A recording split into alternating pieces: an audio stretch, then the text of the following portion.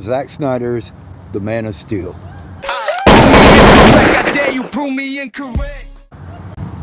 So in one of my videos, I made a statement that I called it a Snyder shitfest.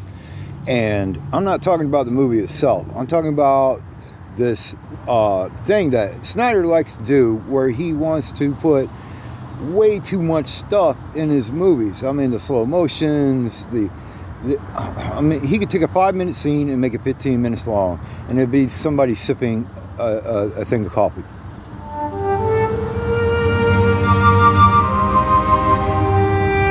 I mean, that's the Snyder shit I'm talking about. If he would just back off some of that over dramatic pauses and slow motion and swelling of music when it's not in a place to need to be swelling, then he would be absolutely one of the best visual directors of all time. And I don't actually hate any of his movies. I enjoyed 300. I enjoyed The Man of Steel, even though it's lower on my list. I enjoyed what's that movie with the owls, The Guardians? I enjoyed it. I even enjoyed the one with the girls in the Sucker Punch. Yeah, I enjoyed that too. I don't think he's a bad director or a bad storyteller. I did not like his Netflix Star Wars hybrid thing that he was doing. I was like, no.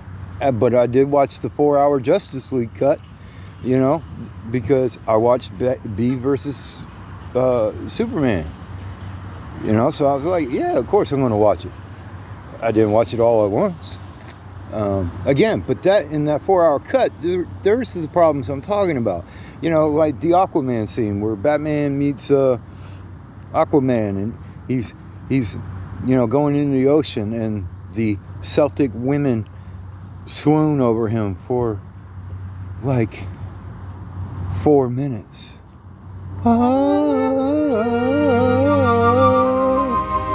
Like, what the? Let's move on, shall we? But old Zach boy did a good job on Man of Steel. I'm not gonna lie. All right. I remember watching it and being blown away, having a different perspective on Superman. I'm like, okay, this Superman got problems. Because, you know, one of the biggest things that anybody's ever said against Superman in general is that he's just too good. You know, he can't be stopped. He's too perfect. And so Zach and the writers, David Ayers, I believe. And before we move on, it was David S. Goyer. I believe that's who the screenwriter was. But anyways, you know, Christopher Nolan had just done the Batman trilogy, which was a huge success. And he became a producer credit on The Man of Steel. And yeah, I was hyped, man. I was hyped. And I watched it, and, you know, it blew me away. Like I said, it blew me away, the different perspective, but it's like they doubled down on it so hard. It kind of, like, I get what they were going for, all right? But, like, I'm watching this movie, and I'm watching it with my stepfather. And the scene comes out where Henry Cavill comes out, and, you know, after he just saved the people on the tanker, and, you know, he's bare-chested or whatnot. And the first thing the Man of Steel does is steal somebody's clothes off the line. That's not Superman. Superman don't steal. I realize he doesn't realize that he's Superman yet. But still, the message, and like, why? Why? Does all of a sudden Earth's temperature affect the Man of Steel? Is that what we're saying? You know? And then another thing, you know, with the trucker, badass scene. Put the truck up on the telephone pole, but it seems really petty. Like, why would a superpower alien being do something like that just because he knows he can? Like, the beer can didn't even hurt him. Like, why does he give a shit? Because the dude had an attitude problem? Whatever. You know, these are the things that make me question the Man of Steel. You know, and then everybody wants to argue about, you know, the battle in Smallville and Metropolis, and, you know, all those people with death and destruction and everything like that. Like, I get where you come from. Like, Superman 2 he purposely flew away to the Fortress of Solitude. And this one, straight up fight, right in the middle. And of course, in Superman 2025, James Gunn gave a little wink and a nod to that, by, correcting the course on the Superman mythology. But that didn't bother me too much. And it's not because I'm not empathetic or I'm unhuman and I don't care about people's lives. It didn't bother me too much because I understood that right there in that very moment, he's still learning to be Superman. And he doesn't have the maturity yet to understand that humans are in danger while these two are, solving problems with their fist. And so I can excuse that because it was a great action sequence. Then, of course, everybody's like, Superman wouldn't kill Zod. That's not a decision he would make. Now, Superman knows that if he doesn't stop this son of a bitch right now, right here, Zod was hell-bent on terraforming Earth and enslaving Earth. Zod, you have to think about it this way. Zod is basically Terminator. He knows no better. You cannot reason with him. All right? He was bred, born, and raised to carry on the Kryptonian way. That's all Zod was.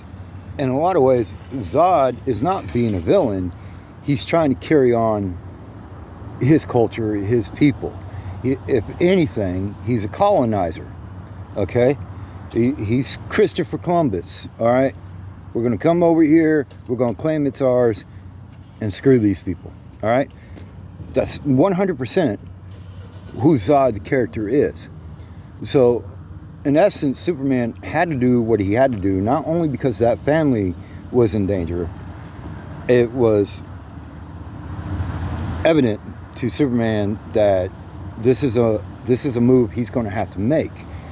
And, and a lot of people are just like, nah, Superman wouldn't do that. No.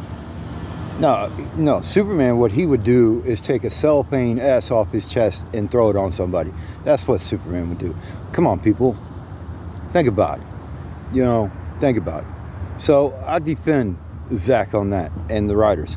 But, other points in the movie, like I said, there's some things that Kal does and that contradicts what his father, who, he let his father die. His father was trying to protect his son. His son was not ready to be introduced in the world. If he would have Supermaned out there and people saw it, people would have been freaked out. Like, he would have been saw as a freak. He wouldn't right away. But anyways, Paul Kent, evidently, according to the movie's plot and according to Superman tradition, installs values in his son. And even the lesson about maybe you shouldn't have saved the kids is kind of odd to hear, but it actually makes sense. But some of the things that Kal does throughout the movie kind of contradicts what Kent was teaching him. The stealing the clothes, the putting the rig on the telephone pole. I mean, come on, man. You can't tell me Paul Kent was like, yeah, you should do that. Do you suffer from the plague affecting millions of men across America? Do you suffer from ED? Well, try PMI Choose. That's right, one tablet, and you'll be ready to go for hours. That is Put More Inside Choose by PMI. Prove me incorrect. But the point I'm trying to make throughout this whole thing is overall, I do not dislike the Man of Steel. I do not dislike B versus Batman, or Batman v Superman. I'm sorry, guys. I don't dislike those movies, especially the extended edition on Batman versus Superman. And that's coming up next. So we'll talk about that. And Martha is not the biggest issue I have with that movie. We'll talk about that because that's going to lead into me talking about Batman. After I do that one, and do Justice League, then we're going on to Batman. But Anyways, this video is already getting long in the tooth. Last night I uploaded a 30-minute emotional video about Mass Effect. You know, I gotta cut it short here, guys. But I just want to say that overall, the music, the score, awesome. Amy Adams being in Superman, Man of Steel, and you know, years back I saw her in Smallville.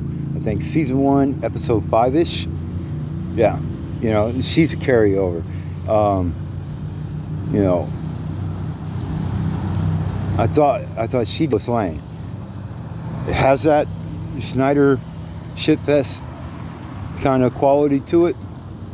Some of the plots contradict itself, but yes, I could pop in Man of Steel right now, or go to HBO Max and watch it, and still have a good time with it.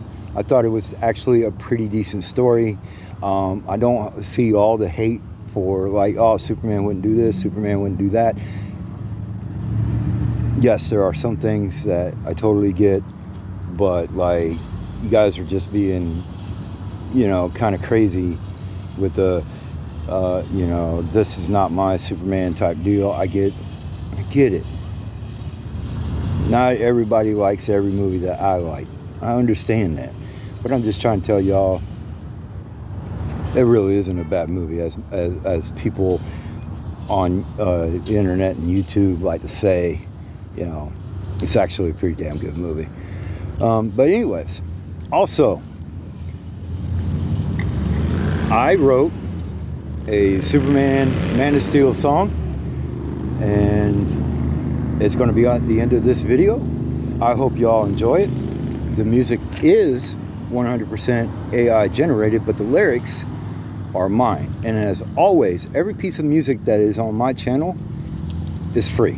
I will never monetize music. Okay? But I hope y'all enjoyed the short video that's coming afterwards. It's going to be right here on the right coming up. So, hey man, The Man of Steel is not a bad movie. I dare you to prove me incorrect. Peace. See ya. Okay. Yo, am I? Prove me incorrect, let's get real. The Man of Steel, Snyder made a legend real. Iconic fight scenes, crisp CGI, damn that score. Mr. Cavill battling, evil smashing through the floor. A movie I got no dislike for, but still those visuals hit like war. Cavill smashing city blocks, gas stations, and I have Amy Adams along with a Smallville prop. Back when she was stuffing donuts, that's a deep cut. If you know it, then you know what's up. Back to that P in my big blue Boy Scout flow. No Snyder slow-mo, getting wrapped in this tornado. Oh no, why didn't he save his dad? Cause he honored what Cosmer says. Sacrificed his life to protect his son, so his son can protect us from Zod. Thank you for sending us here, Mr. Crow. You don't know how much we owe. The perfect Jesus symbolism on human speed and strength. Fight for metabolism, Zod causing a cataclysm, terraforming Earth bit by bit. No need to leave. R.I.P. Christopher Reeve. Let Cavill deliver us from hell. Let the legacy breathe.